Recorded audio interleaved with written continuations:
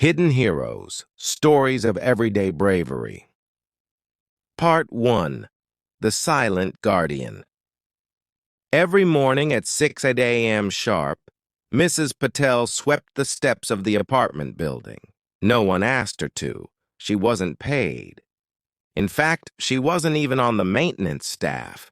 She was a 72-year-old widow who lived alone in apartment 2C with her cat, Mira. Most of the building's residents barely noticed her.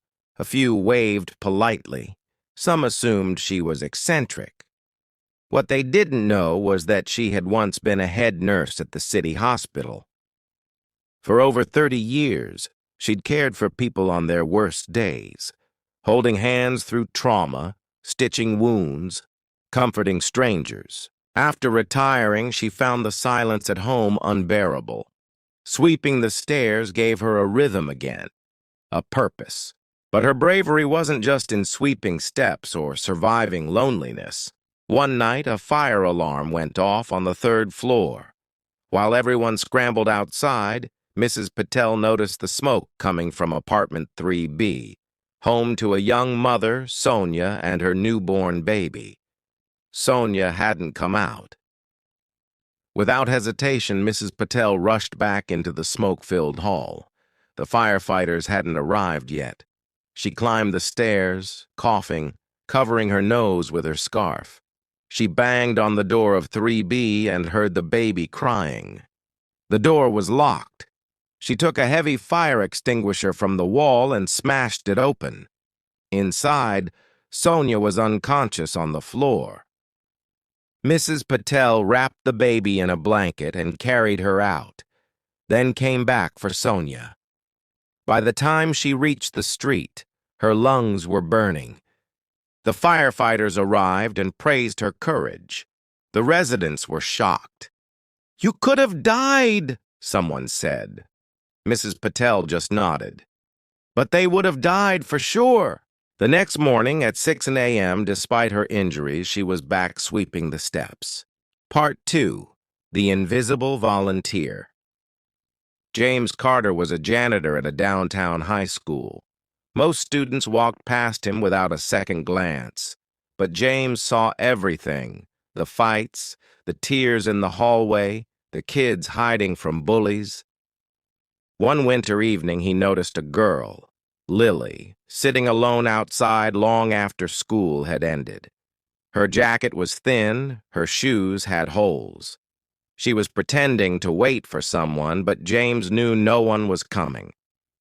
He walked over, offered her a cup of hot chocolate from his thermos, and asked gently, "You okay, kiddo?"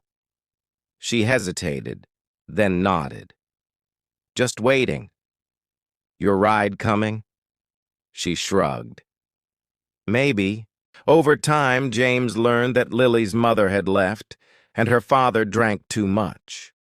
Home wasn't safe, so she stayed at school as long as she could. James didn't tell anyone. Instead, he started bringing her food, clean socks, and books. He even gave her an old sleeping bag, just in case. When winter grew harsher, he quietly paid for her to join the after-school program so she could stay warm and safe. Eventually, a counselor found out and helped get Lily into foster care. But it was James who had kept her afloat when no one else noticed.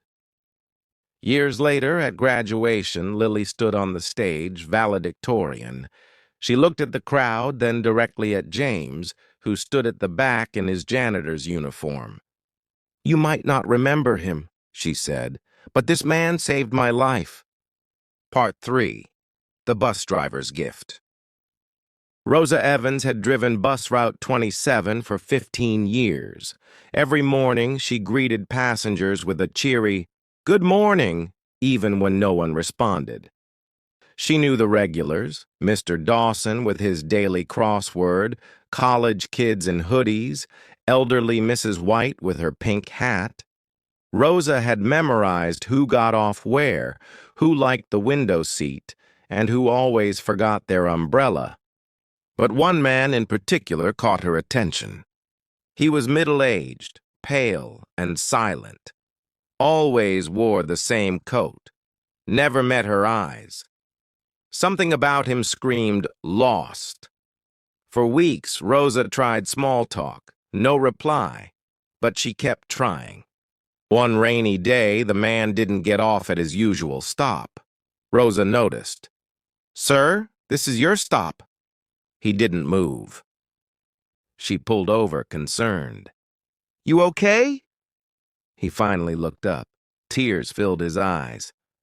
"I don't know why I'm here anymore." Rosa didn't panic.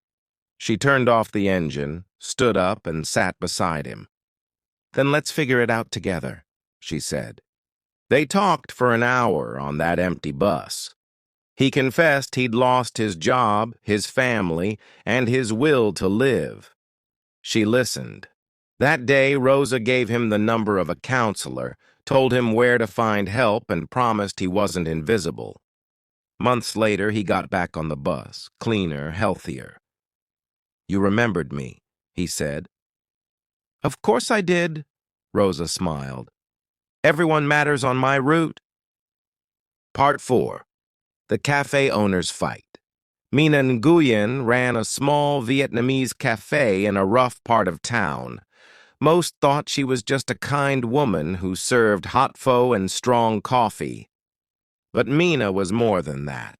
She noticed the kids with bruises, the girls who flinched when men shouted, the boys who avoided eye contact.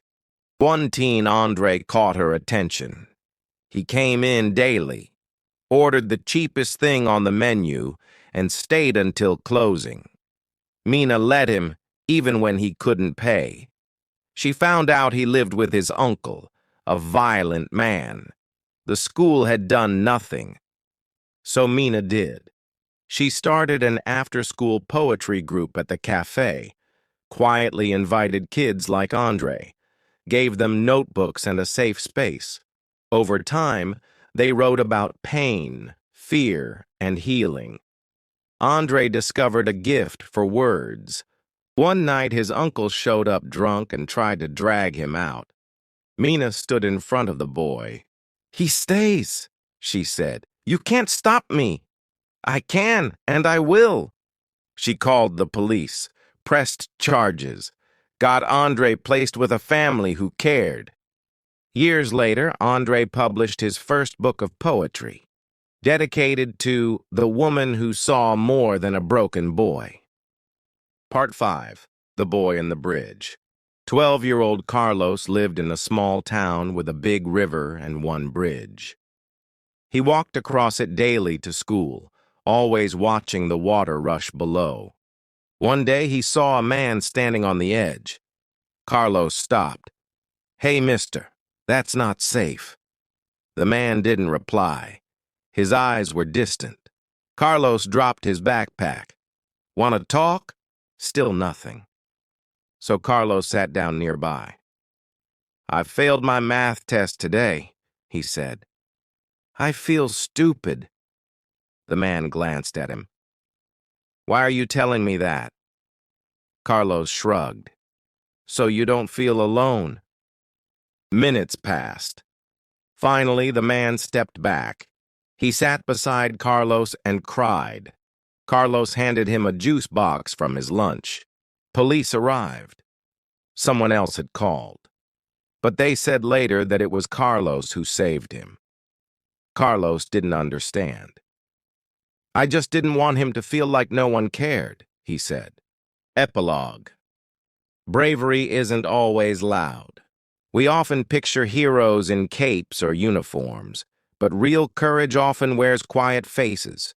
A nurse who runs into a fire, a janitor who notices a child's silence, a bus driver who listens, a cafe owner who protects, a child who offers kindness. These hidden heroes walk among us unrecognized. They don't seek praise. They just do what's right, because they care. And maybe, just maybe, the world keeps turning because of them.